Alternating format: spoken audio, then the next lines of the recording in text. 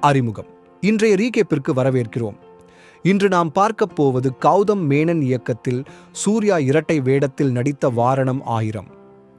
தேசிய விருது வென்ற இந்த திரைப்படம் காதல், இழப்பு, வாழ்க்கை மற்றும் தந்தை மகன் பந்தத்தை அழகாக கூறுகிறது.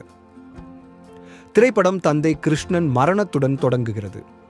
மகன் சூர்யா தன் வாழ்க்கையை நினைவு கூர்கிறான். அவன் வாழ்வின் ஒவ்வொரு படியிலும் தந்தையின் செல்வாக்கு எப்படி இருந்தது என்பதை வெளிப்படுத்துகிறான். இளம் பருவத்தில் சூர்யா சுறுசுறுப்பாகவும் கவலை இல்லாமலும் வாழ்கிறான். அப்போது அவன் சந்திக்கிறான் மேக்னாவை, சமீரா ரெட்டி. அவளின் கவர்ச்சி சூர்யாவை மாற்றுகிறது. கடின உழைப்பும் கட்டுப்பாடும் கற்றுக்கொண்டு அவளை தேடி அமெரிக்கா வரை செல்கிறான். ஆனால் விதி கொடூரமாக நடக்கிறது. மேக்னா குண்டுவெடிப்பில் உயிரிழக்கிறாள். சூர்யாவின் உலகமே சிதறுகிறது. துயரத்தில் மூழ்கிய சூர்யா போதைப் பொருளில் சிக்கிக்கொள்கிறான். ஆனால் தந்தையின் வாழ்வியல் பாடங்கள் அவனை மீண்டும் எழுப்புகிறது. அவன் தன்னை கட்டுப்படுத்தி வாழ்க்கையை மீண்டும் கட்டி எழுப்புகிறான்.